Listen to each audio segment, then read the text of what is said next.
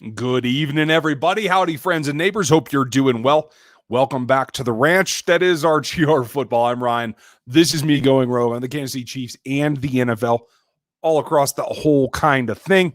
Got some updates for you tonight. We have plenty to talk about. I am freshly back from a long weekend at the lake. I'm a little bit tired, but I'm ready to sit down and talk some Chiefs news and some of what's going around the NFL. Hope you guys are doing well. Tonight's beer is a homemade saison that's growing on me every week. So I think it's aging pretty well. See a lot of friendly faces in the chat. Memberships are getting closer. New shirts are just about ready. I'm going to debut them for the Chiefs kickoff game against those Houston Texans. That's going to be a lot of fun. You can hear that we have a thunderstorm going on here. You're going to hear some noise. And any other updates that I can get you as we go along the way will definitely be coming through the official channel, through the community page. So make sure you spread the word, get clicked, get subbed, and like this one if you are new here, as well as spreading the word for me. I'd appreciate that. It's going to be a fun season. I think the more, the merrier, the way that we go around. There are some questions. We'll get started here in a second, but right now, breaking news. After we recorded the Locked On Chiefs podcast about an hour ago, we found out the Chiefs are finalizing deals, contract extensions for Andy Reid and for Brett Veach, and that's going to be key in what's going to be the future. Andy Reid's 62 years old right now, so we're talking about having Andy Reid under contract to coach Patrick Mahomes until he's 68 years old. That is a significant contract extension. Of course, they released that information right after we finished the podcast. So this is your breaking news. The first time I broke news on the Q&A. So glad you guys are here to see it. Now, that said, if you have a particular question, you want to highlight it, or you just want to help out the channel, feel free to hit the super chats or the super stickers. I appreciate those very much, and they help us out here. But if you do, please leave a question. I'll make sure that I see it. Those come up really well. Our fearless moderator, Aaron Morrow, should be in here tonight, and he will always help me find that as well. We want to give you a shout out when you help us. We want to help you. So that said, we'll jump into it.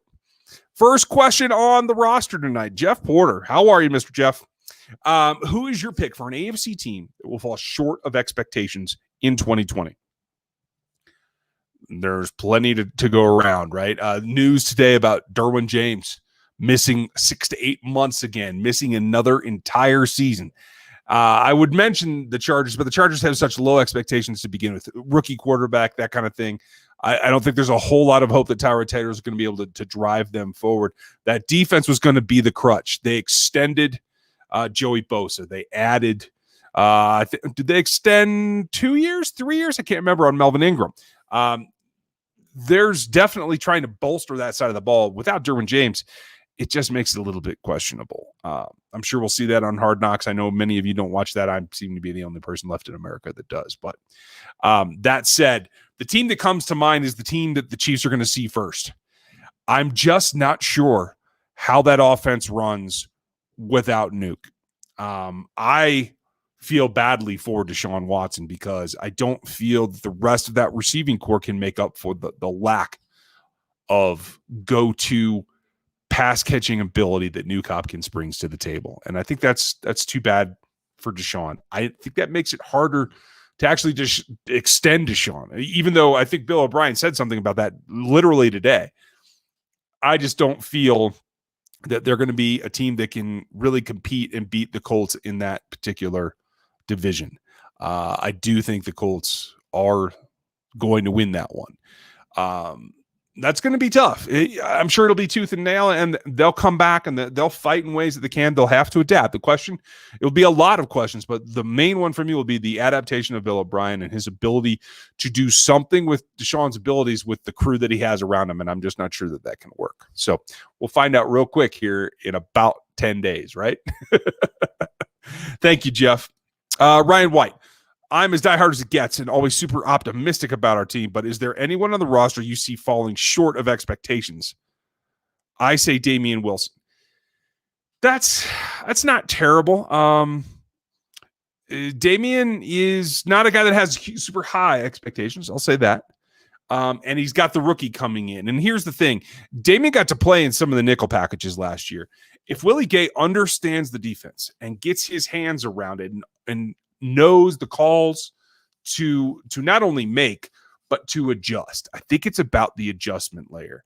It's about being able to see what's in front of you and understand what's going on. That's always tough for a rookie. So I can't say that that's going to happen. But if Willie Gay clicks and he and Hitch are in and running together, I can see that that's going to be some lost opportunities for Damian Wilson. I think we heard today that from Matt House that they are repping Ben Neiman at middle behind Hitch. So that makes me think that maybe that's not Hitch and Neiman in the nickel. Maybe that's the situation. I'm not sure. We're going to have to see how it plays out with snaps. But so Damian's one interesting one. Expectations are always difficult. And Clyde Edwards-Helaire is going to be great. I just don't know that I keep hearing more and more yards, especially as like fantasy drafts start. I'm playing one fantasy league this year. One. That's it. Just my oldest one, the one that makes money, just that one. And it's going on. This is going to be year 19 of that league. And everyone's talking up 1,000 yards rushing and 1,000 yards receiving. Like the fantasy guys on YouTube all around are really propping CEH up. And so I feel a little bit underwhelmed by that.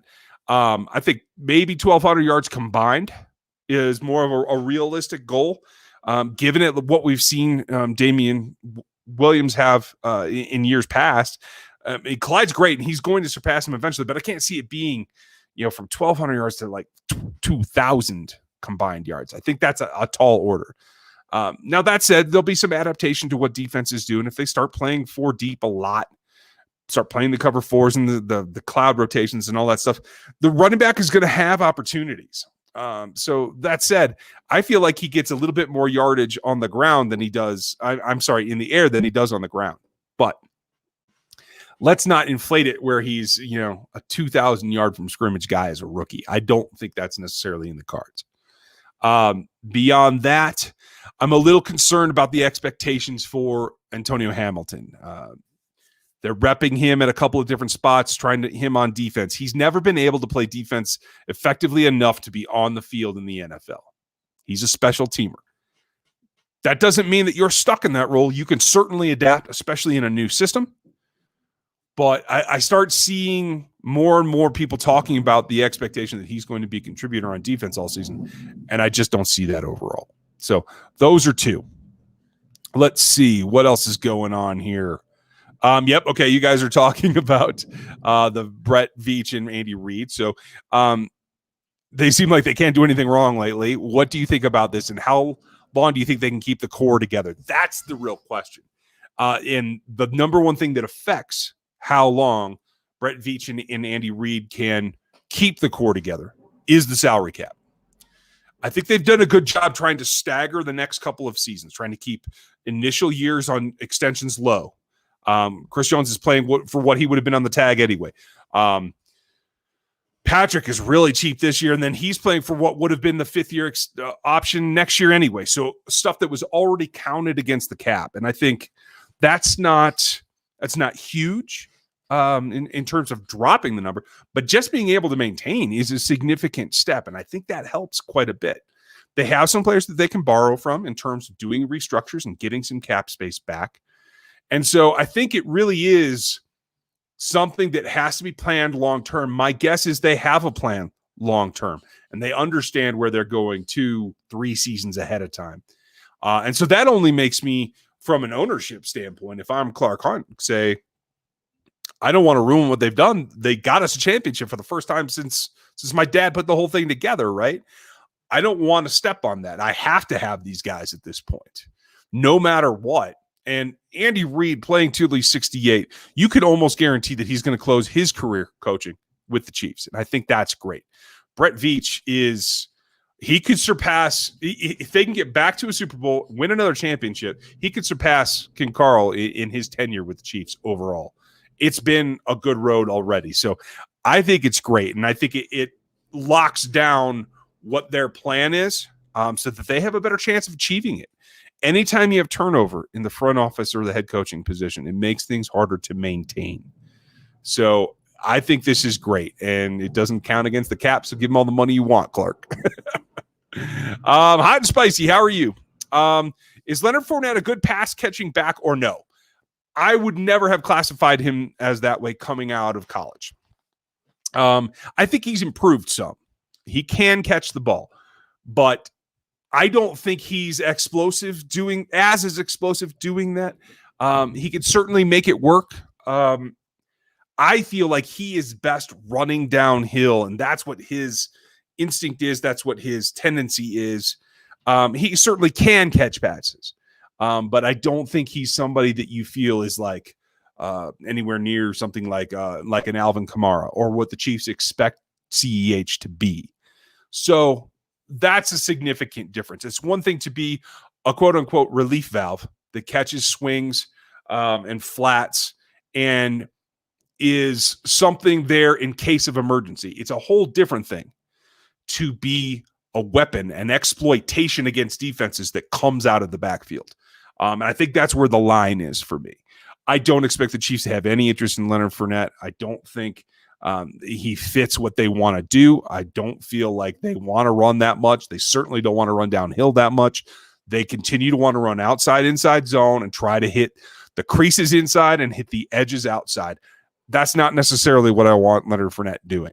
If this was more of a throwback kind of run behind a fullback or run out a pro with double tight end sets all the time, that might be more apt to what I like Fournette doing. You pull defenses down and he can either batter through or create a seam and exploit that. And I like that. But when you have defenses that are playing four deep and you have, a lot of deeper aligned linebackers, I think that plays against what he could do in a strictly zone offense on the run. So just my thoughts, but yeah, that's where I'm at, Spicy.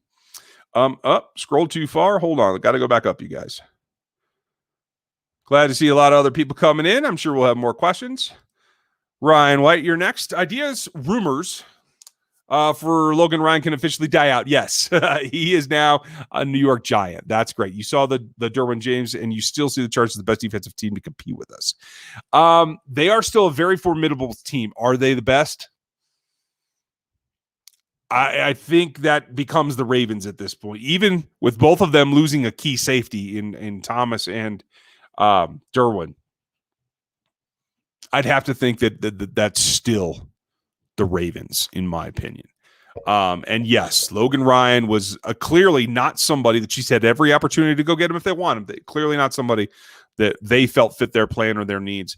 They like their young guys. They're repping them. L'Jarius Sneed is getting reps at safety and at corner. Hamilton is traditionally been a corner, but he's been a special teamer. They're repping him at all three places. So they clearly like some of the things that they have, and they don't feel they have to overspend for the position. So I think that's really what it came down to. Ryan got 7.5 for a 1-year deal. And I've been telling you guys for a couple of weeks, if he was down in the 4 to 5 range, maybe that could have worked. But I don't think that the impetus was there to spend 7.5 on a 1-year contract for a corner that they feel they can compensate with better safety play and by letting their young players develop. Finn, this is you going rogue, and I like to see it. Let's see here. Tyler T, how comfortable are you with the offensive line for this season? I feel pretty good about it. Maybe the weakest point in a lot of people's minds would be the right guard. But Wiley has not only played on the left side, he's played in the right side. He came in for LDT when LDT was out a couple seasons, 2 seasons ago or last season. No, he played last season. So like Wiley's got the experience. He understands the offense. Playing next to Mitch Schwartz certainly helps. Ryder, I still don't think is the athlete that they really need, but they like him and he's steady and dependable. And he's got a good relationship with Mahomes, and that goes a long, long way. He did miss a practice this week. I understand that Alec Reddy got a couple of snaps. They clearly brought in Daniel Kilgore to fill in that interior offensive line section, a veteran that I think actually moves better than Austin Ryder. But, if he's the backup, I'm certainly fine with that. Then you have Remmers, who I think is going to be the 6th guy off the offensive lineman, first guy off the bench, much like Cam Irving has been for the last few years. And then like Eric Fisher said in his presser, I think it was a couple days ago, yes, they've lost a couple of guys, but they've got vets to replace them. They've got guys who understand the game, who've played in similar offenses. Obviously, it's not the Reed offense, but professionals, guys that are very high-end players like Kalichi, Semele, like Mike Remmers, that he mentioned those guys by name. And I think that's important. When Eric Fisher is the guy who's talking about wanting to make his first All-Pro, that relies on the guard playing next to him. He's got to compensate for some of that. So I think that's a very positive sign. Is it optimal? Would I have rather have probably had LDT in there? Yes. But I think Semele, despite not being the motion kind of athletic fit for this offense, I think he gives them a nicer aspect inside. And I think you can grind out some yards behind Semele and Fisher as long as they're both healthy. So I like that idea. And so the pluses, yes, there's minuses, but there's pluses too. And I think it evens out. And if they could win with their line last year being more athletic than powerful, they can certainly do it this year. So there we are. Curtis Douglas. Thoughts on James Pollard saying DeSean Watson is a lock? I don't know about a lock, but I told you guys a couple of weeks ago I like Wharton's game, and I felt like he was coming on as a guy that could play both roles, especially when we found out about Pennell's suspension. I thought that Colin Saunders made a lot of progress against the run last year, learning to anchor better, keeping his center of mass down.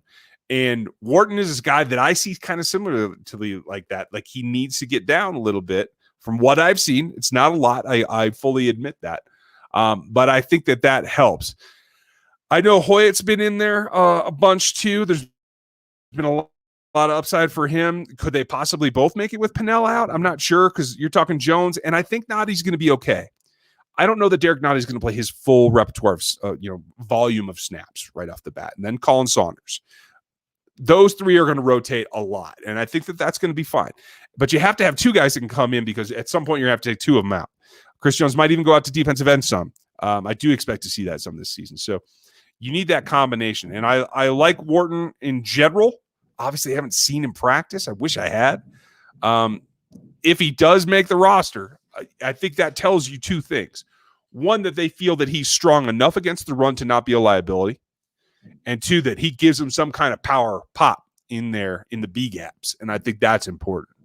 So I'm comfortable with it. I hope that that's the way that it works out. We'll see if it actually does work out that way.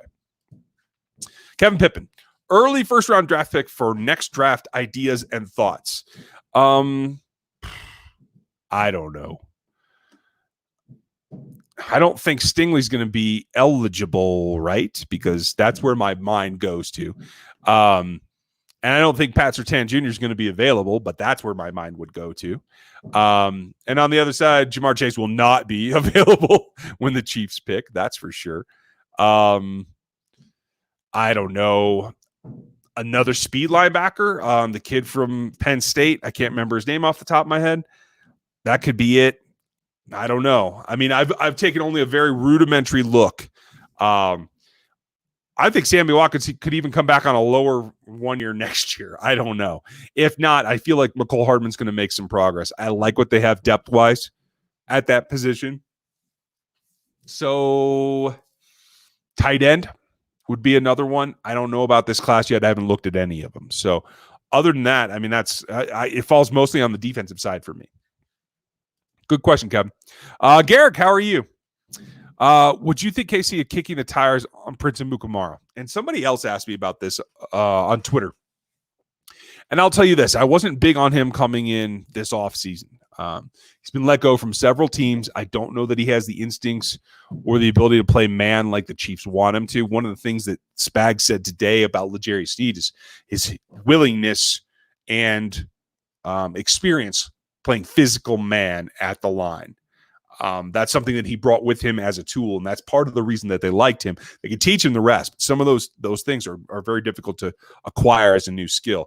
I don't know that Mukamara can do that. The experience factor kind of plays off of that and gives you the flip side where they could make it work, especially if they want to drift more towards zone. I think the Chiefs were 38% zone last year, if I remember my numbers right. I do have that officially from the stat services from PFF, so I will get you that next week. So that's kind of my early thought. But I just don't see it. Again, I think Logan Ryan's probably the better player at this point in their careers. And again, if they wanted him, they could have gone and gotten him.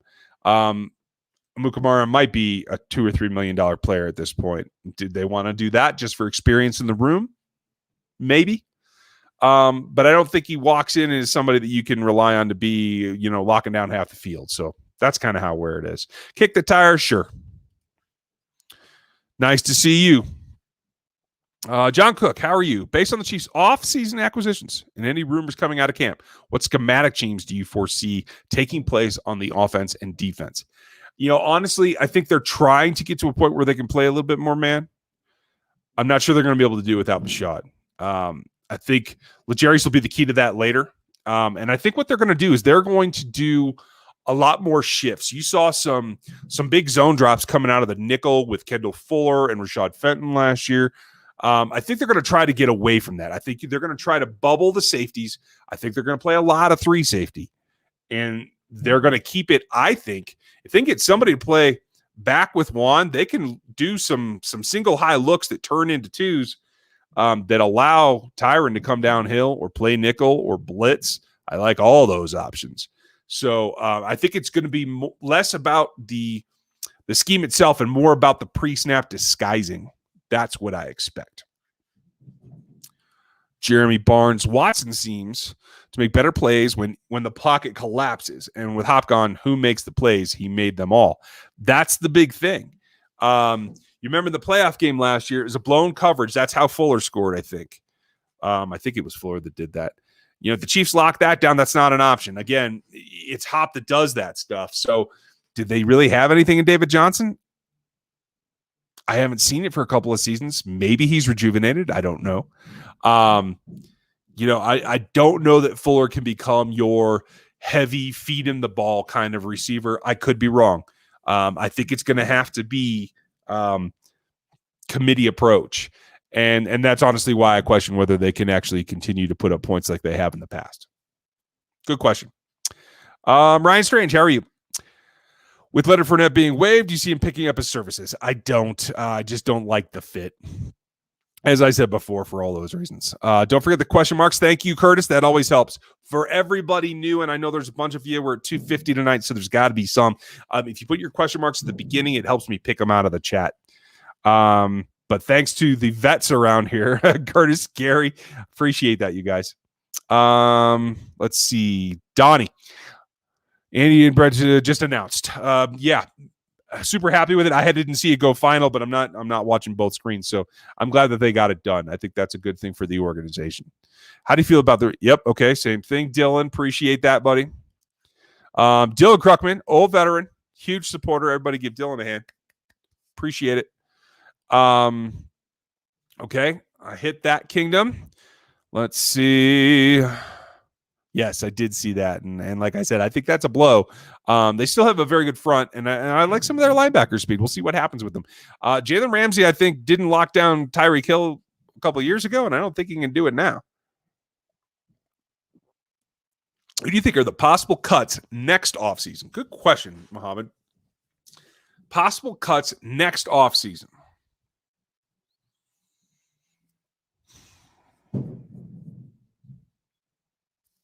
I don't know. Could it be Fish? If you got to save salary, maybe. It may prevent Sammy from returning on what I said. He could come back on a really small contract. I think less so than cuts. I think Tyron and Frank will take restructures. I think they have to because of where their numbers are. And I think the other big one would be Anthony Hitchens. Alan DeJong. Cheers down in Queensland. Hope you're doing well.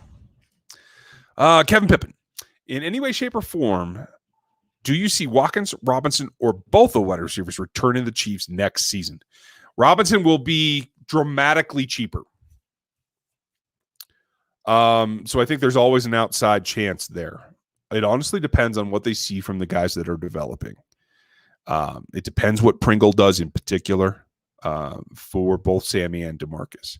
And beyond that, if I think Jody Fortson's going to make the roster. If he does, we have to see what kind of progression he makes if he gets on the field. That's kind of where I'm at. Let's see. Finn, I like that one. Russ Guerra, what do you think Tedrick Thompson's role will be? Madden 21 has him listed at 74 and Sorensen listed at 71. I don't know.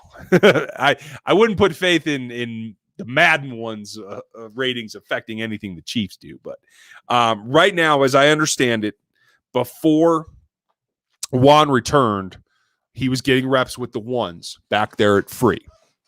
Now, they brought in Adrian Colbert, too. And if you guys missed that, I interviewed him before his draft a couple of years ago on Locked On Chiefs. You can hear that, as well as the interview I did with Jody Fortson.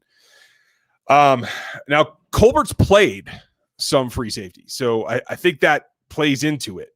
Sorry, I knocked that one off. Right down here. There we go. So I think those both play into it, but I think Thompson could be a guy that much like he was in Seattle, is one of the backup safeties that is solid, but maybe doesn't have the super long speed like Hamilton does, like Snead does. So I think it's very much matchup dependent, but I think he could play a role as either backup, somebody certainly if one of the top three, the big three get taken. And it doesn't matter what Madden has Sorensen listed as. It could be a 4. The Chiefs like Dan Sorensen. I have learned that in my time, you guys. Hot and spicy. Is there a salary cap for coach money? No. They can spend what they need to, and I think that's a good thing. Who do you see winning coach of the year? I mean, it all depends, obviously, on performance. It's a performance-based league. I'll say this. Andy always could, especially with what they're doing. If Kyle Shanahan can get the 49ers back to a championship, win it or not, he should be a strong candidate there. It is very difficult for the loser of a Super Bowl to return without some kind of overhaul. I think the Atlanta Falcons tell you about that a lot. I would say John Harbaugh. If the Ravens can pull it off, I don't think they will, but that's me.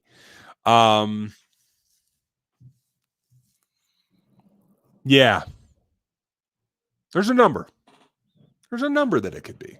I won't even put it past Frank Reich. If Phillip Rivers can actually deliver the ball anywhere near the space of some of those young receivers, they might have something going in Indy. I think that's really what it comes down to. I like what they've done on defense. I think Chris Ballard does a heck of a job.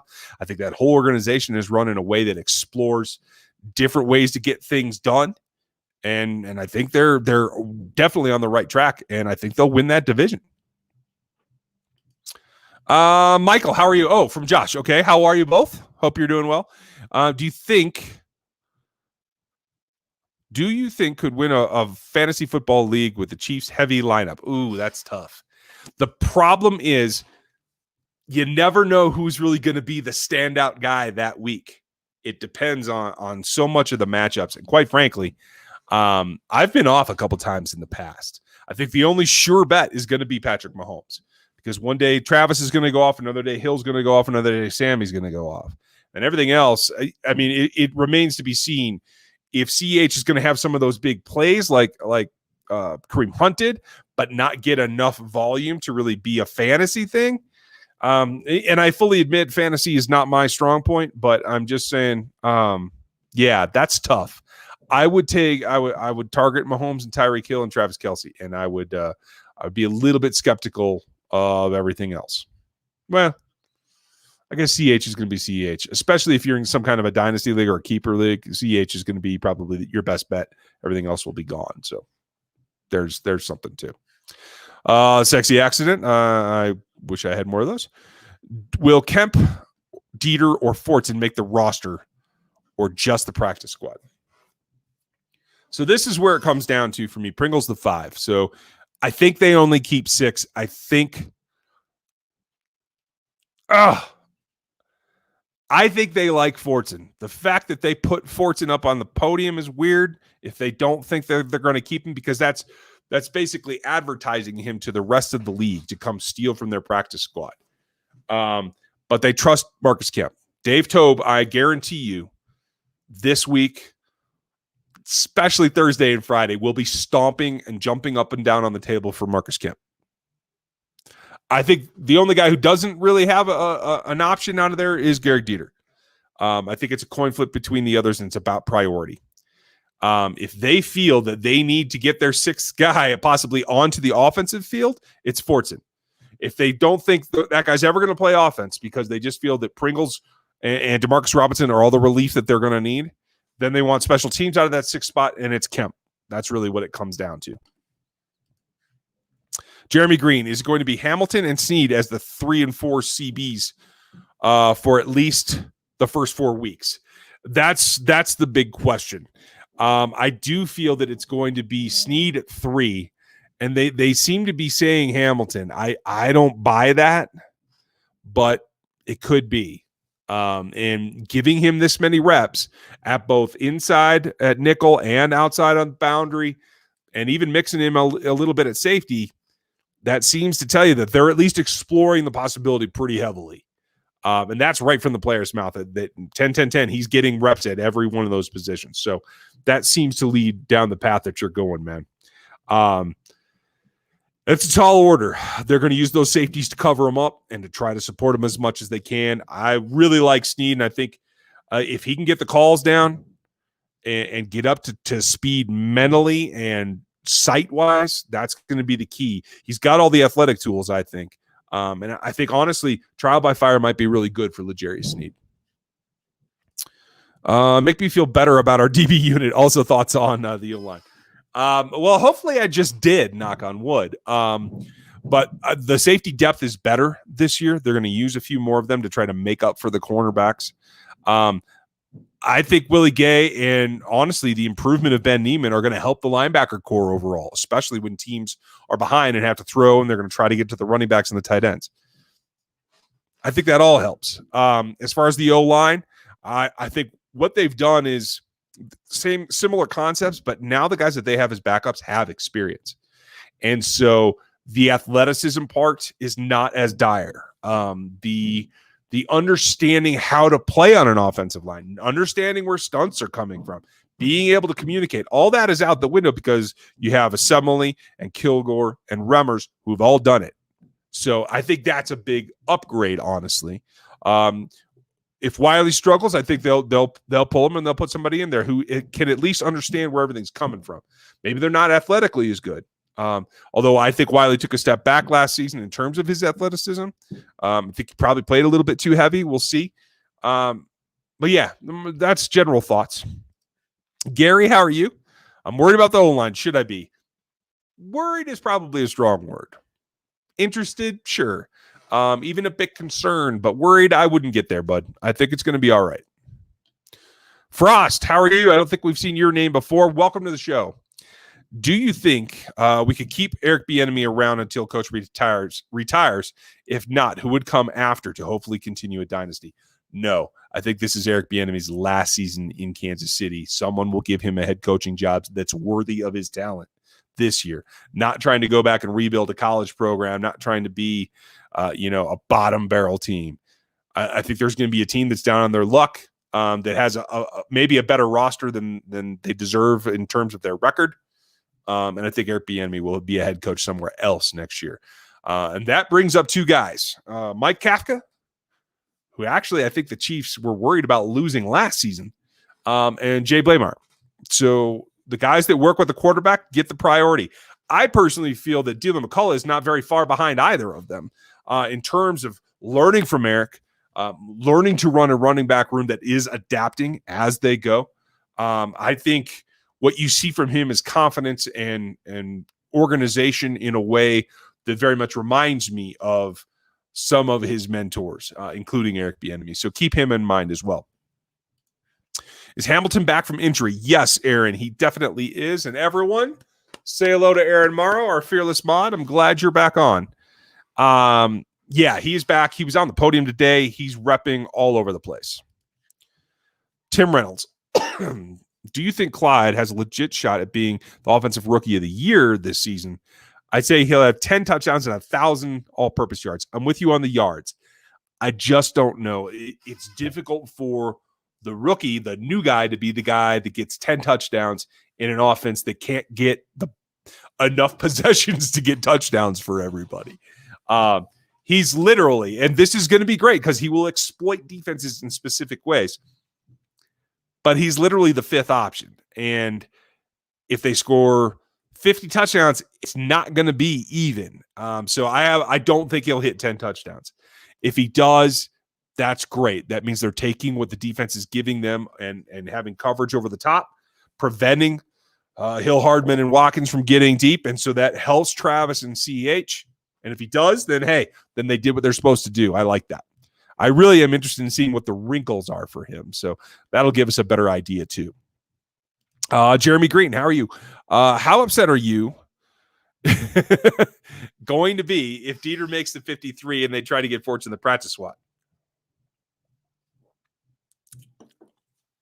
I am not his agent. I am not his family, but I will be probably right behind them in terms of being frustrated. I like the kid. I think he's great. And I think, honestly, if they felt they needed to get into the practice squad, they did him a disservice by getting him on the podium, because you're right. I don't think that will happen. Someone will grab him. Yeah, I don't like that idea. Muhammad, when you see Willie Gay getting those nickel snaps and being a 3-down linebacker, that's the question. I think Willie could play early. If not week 1, by week 3 or 4, probably. Ravens are a tall order. You got to defend the run against them. So maybe we have to see how he does there. And I think he'll be mostly a nickel guy this season. He might not be a 3-down linebacker until next year, and that's perfectly okay. I'm sure he'll have some sporadic goes in the base, but certainly not until the back half of the season would be my guess, because you want to protect him, keep him healthy, keep him speed up, keep his legs fresh for the coverage aspect. That's paramount. That's why he's here. Should the Chiefs sign Marcel Darius for a cheeseburger and $100,000? Sure. I mean, vet min, sure. I would not say no to that, but other than that, no. I don't think he's even on the radar of many teams, to tell you the truth. Michael, non-Chiefs, but how well do you see your boy Chase Claypool doing as a wide receiver instead of a tight end? We were hoping the Chiefs would draft him along with Kelsey. I think it's going to be an interesting experiment. He has not, in college tape, he didn't get off the press that great. Yes, he has that high-end speed, but there are better cornerbacks with more speed in the NFL. So I question that. I was really looking forward to him playing against nickels and linebackers in that slot tight end kind of role. So I think we're all on the same page there. So I think it's going to be about how well does he adjust, and does he learn not just use his speed, but use his frame as well. I think that's one area of growth for him. And if he can do that, if he's fed the ball, I think he has the stamina to come up and make some improvements. So I'm hopeful, not gigantically positive on him. Michael Green, have the Texans gotten better this offseason? I would say no. But you can never know until you hit the field. And having no preseason to look at, having no practice footage to look at, like, you just never know. It's going to be a true mystery. But hey, we're going to find out quick and early. Ian Roberts, thanks for your super chat. I appreciate the support, Ian, as always. Another consistent contributor. Thank you. Consensus is that Baltimore is the team that can stop the KC Super Bowl run. Is everyone underestimating Pittsburgh having Big Ben back? Not sold that Baltimore sweeps the North. I don't know about sweeping either, and I'll give you this. Ben does make a big difference. I think their defense is improving as well. You might see career year for TJ Watt, and that's a scary thing too. I don't buy that magically, just because they're slightly more talented than the uber talent they've had for seasons, that the Browns are going to magically contend. I do think it is Pittsburgh and Baltimore, and I think they might split. It's going to be about who can dominate the rest of that division for my money. But no, I wouldn't say everybody's underestimating them. I have them as the number 2 in the division. There are a lot of like talking heads on TV that have the Browns there, and maybe those people are underestimating them. I can get down with that. What UDFA makes the 53-man roster? Lavert Hill. He's the first guy that I think of. Yeah, that's because beyond Hamilton and Snead, who might be your 3 and 4, you got Bo Peep Keys, who didn't practice for weeks. And even if he was good enough to make it as a rookie, I think they always meant for him to be a practice squad player the first year. They originally saw him and graded him out pre-draft, Bo Peep Keys and Lavert Hill the same as high-end UDFAs. They went and grabbed Keys because other teams were going to sign him away from them. They didn't want to spend that money, and they didn't have it to spend.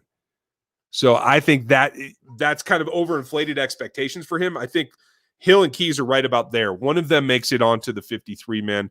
One of them goes on the practice squad, and I think they both land there and stay there. I don't think that they're going to get poached. Neither of them have been able to show anything yet. So that actually works in the Chiefs' favor this year, not having them on film in the preseason. Joseph, what type of season are you expecting from TK? I'm expecting a career year from him. It may be his last in Kansas City. You never know.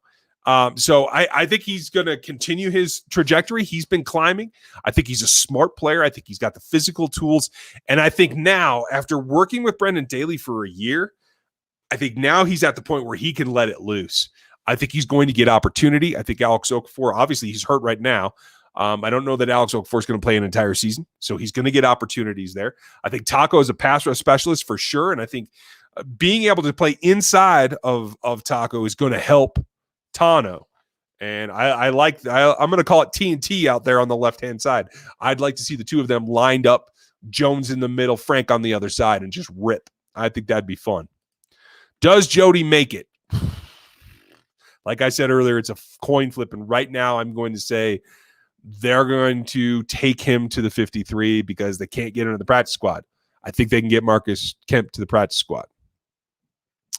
Let's see. Michael Ford, can you tell us about the Super Bowl rings? Very little. I talked to somebody that was inside the organization a while ago. They're being made by Jostens. I can tell you that.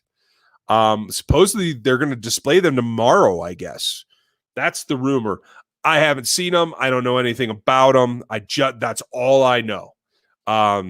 So that, and I haven't gotten an update in a couple of weeks. So I think it'll be cool. I don't think it really matters, right? As long as it says LIV on it. And I'm guessing the I might be, like the logo was, where it's the Lombardi. I think that's cool. We'll find out, Michael. Ray. Do you see us getting Prince as a DB, or do you think they are going to stick with their current roster? Right now, I think they're just going to stick. I don't think they see the immediacy of it. If they have any more injuries, then I think it becomes more likely, maybe. What percentage of the snaps do you think each running back will get in week 1? Ooh, snaps or touches? I think CEH will get more touches, but I think Darryl will get more snaps. Especially as they knock the rust off. They might be passing a little bit more than they're going to have to later in the season. I think they love Darryl's protection. I think they're going to give him first crack and take it easy on the rookie. Darryl might even start week 1. You never know. They're really high on Clyde, though, so I don't know.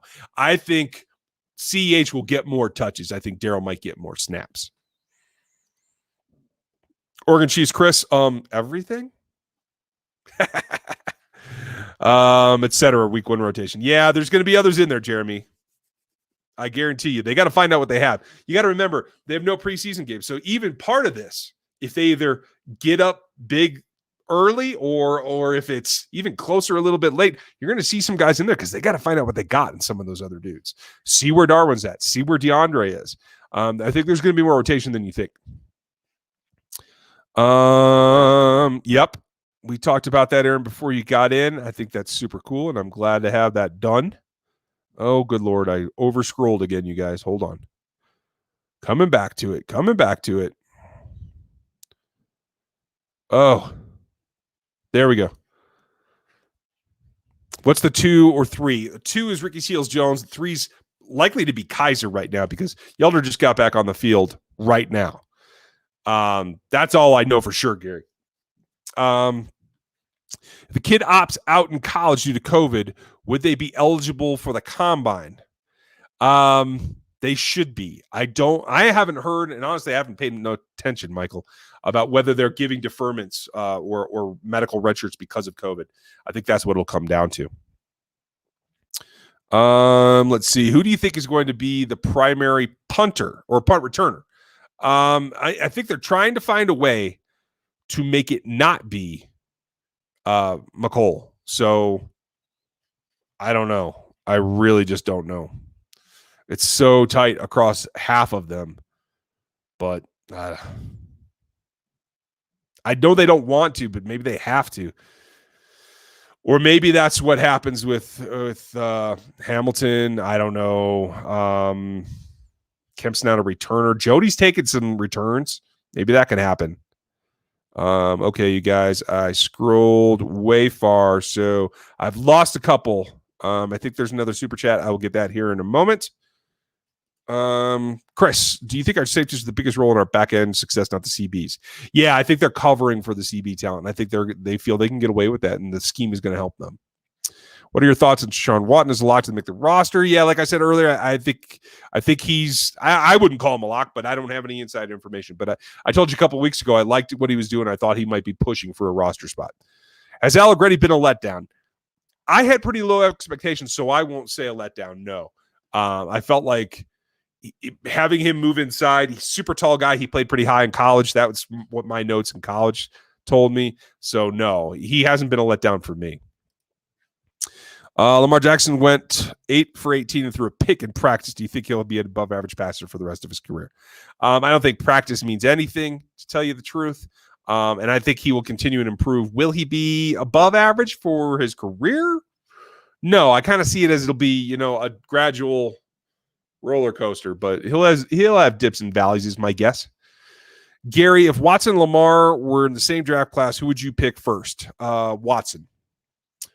Nothing against Lamar, but I had Watson higher out of both those drafts, and I would not go change my evaluations now. That's for sure. I think Lamar has come a very long way. He's definitely improved more as a pro than Watson has. But right now, I would probably still take Watson if I was a passing offense. I've heard the NFL is having a bubble for the playoffs. Any truth to that? Not that I know of, but I don't know. Is Darrell Williams automatically going to the practice squad with the new center we signed? Probably. I think that's what that means. I still have high hopes for him, but clearly he's not ready yet. And quite frankly, he probably has to get in a strength conditioning program for a year, get stronger, maybe get his weight in a better way, more muscle, a little bit less body fat, probably. Don't know, haven't heard a thing. No one talks about him, so that tells you a lot. Do you think the Honey Badger will play some cornerback? Yes, he'll be in the nickel. Jake, are we signing Prince? I don't think so, at least not yet. What's the number? Okay, got that one. Sorry, guys, I'm trying to get out of here as we speed up because we're 48 minutes in, and I know there's a ton of questions left. Do you think our primary ask that one. Michael, got that one. Sorry, I'm looking for question marks, folks. Again, if you're new to the channel, throw your question marks at the beginning like John did. Are we solid at running backs with Williams opting out, or do we still need to add depth? I think they're very solid, to tell you the truth. I'm comfortable with any of those guys running the ball, and I'm comfortable with 3 of them pass blocking. Hot and spicy, how much money do we have in cutting Hitchens next year? I think it's 7 point something against the cap. There'll be a good chunk of dead money, but it'll save you that much cap space. Nate Matthews, thanks for your super chat. Appreciate it. Training camp was fun. It had an eerie feeling, though. Are you ready for some football? Absolutely, sir. I am definitely ready. Bert, it's been a while. Hope you're doing well. Do you think the Chiefs have the best offense in the AFC? Yes. I think they have the best offense in the NFL. And I don't know that it's particularly close. If Derwyn James is out in LA, do you see Desmond King taking over for him?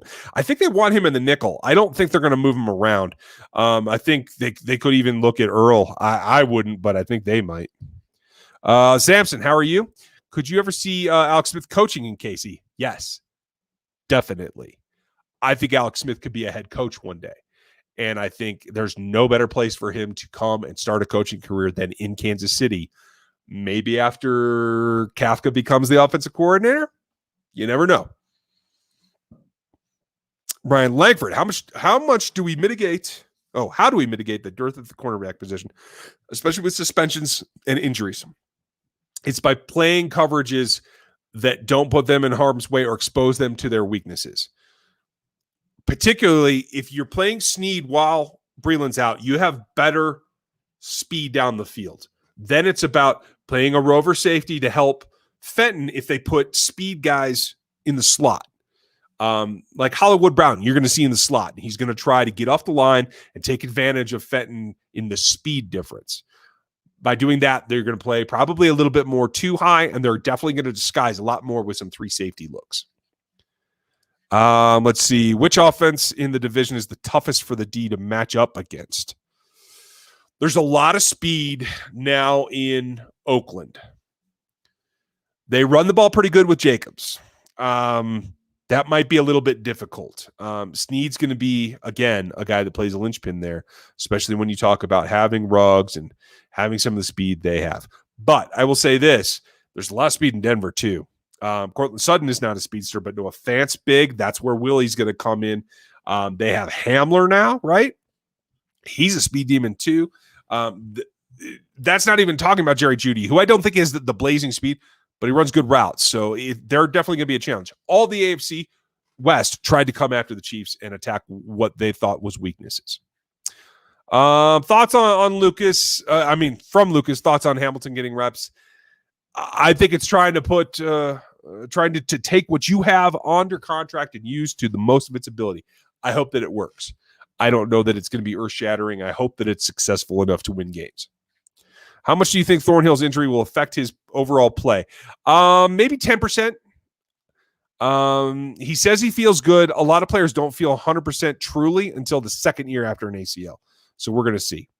Kevin, do you see Eric Bieniemy returning or landing a head coaching? I think he'll be a head coach somewhere else next year, Kevin. Do you see us trading anybody away to meet the 53? I'll never say never because there is enough depth that other teams might want at certain positions, like wide receiver, that they might be able to get something in return for it. That's how they got Javarius Ward, so you never know. I will never count them out of it. Tyler Hammond, what major difference do you see in Spagnuolo's defense from Sutton's defense? I feel like Spagnuolo doesn't get the credit that he should. Absolutely. It's more about technique. It's going to the 4-3 constantly, although the nickel's always been a 4-man front, but it's not taking on double teams. It's not trying to protect the linebackers and let them make the plays. It's about forcing the action with the front 4. That's the big thing with Spags' defense. I think the mixture is a little bit more zone heavy with Spags.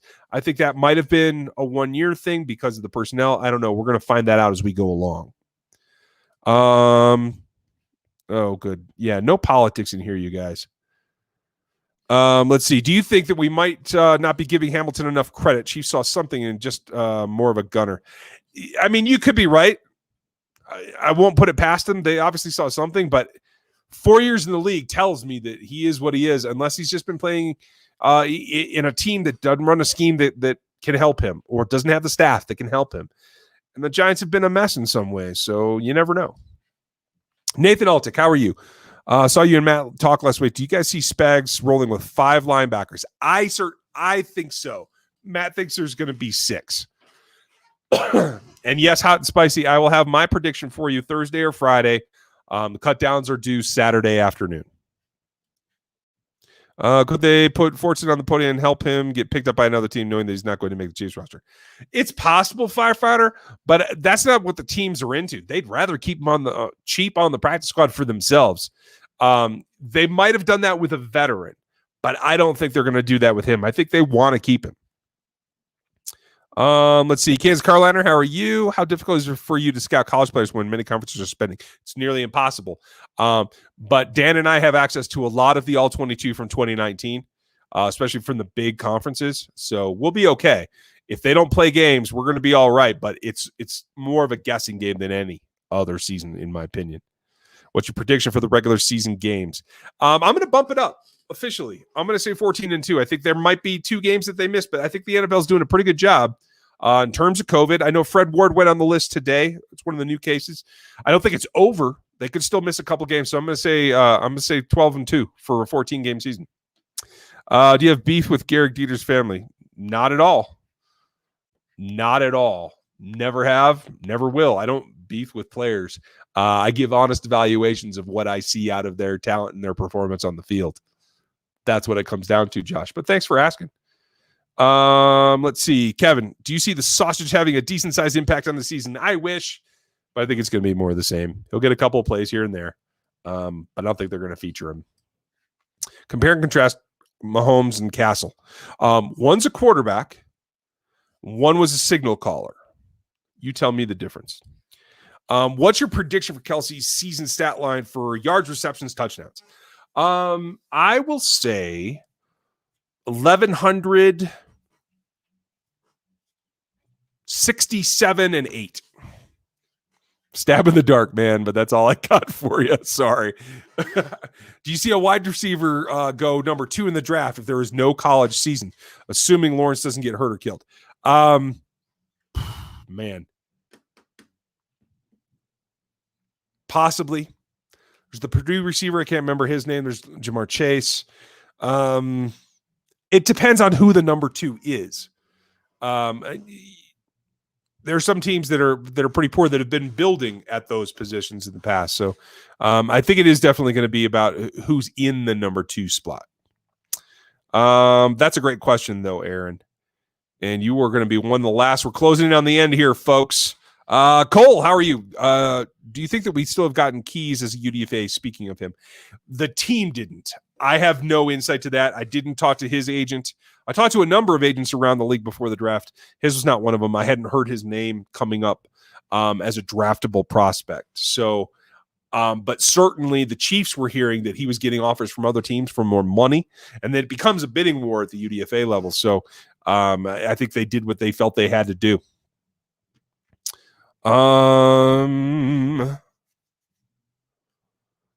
Let's see. Nicholas Newell. Who do you think has the best year on defense this year? Of the Chiefs, I will not be surprised if it's Frank Clark. I'll tell you that. Okay. Going to scroll through and blast these last few, you guys. Would you say it hurts scouts and those players? Yeah, it puts pressure on scouts when players opt out. But it sends them back to the tape, and that's what they're good at, a lot of them, but it cuts down the amount of information they can get. Why does nobody rate our defense? Because they're still up and coming. They got to like mid-tier in DVOA last year. That's one of the key stats that people follow for defense. They have a ways to go still. I know Spag's defenses aren't particularly athletic, but very intelligent. Will adding athleticism to the defense hurt its or help its success? I think it can only help.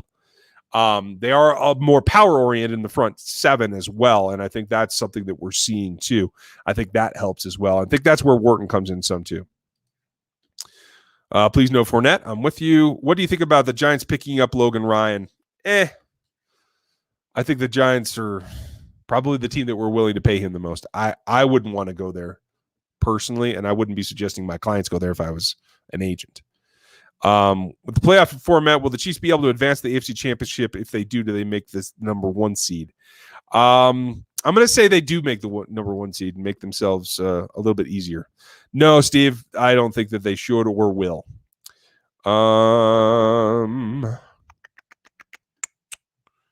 Okay, looking for those questions. Dre, are Broncos selling Broncos are selling cutouts of fans in the stands during home games, all for charity. You think the Chiefs will follow suit? I hope so. I'll put one with an RGR shirt out there so that everybody can see it right behind the bench or something. That'd be fun. Nick Johnson, how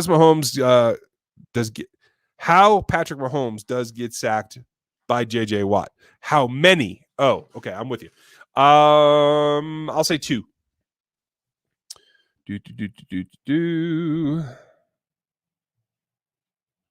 Okay, John Moser, thank you for your super chat. I appreciate it.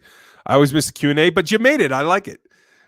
I appreciate that, and I think Dan will too. I will make sure to let him know. He's working his butt off on it, and honestly, that helps me because the film work takes forever, you guys. It is a huge time commitment to do the film work. That's why you've seen my reviews have been a little bit on the shorter side. Dan digs in, and that's really helpful to the overall quality of this channel. So I appreciate you recognizing that. Thank you, John.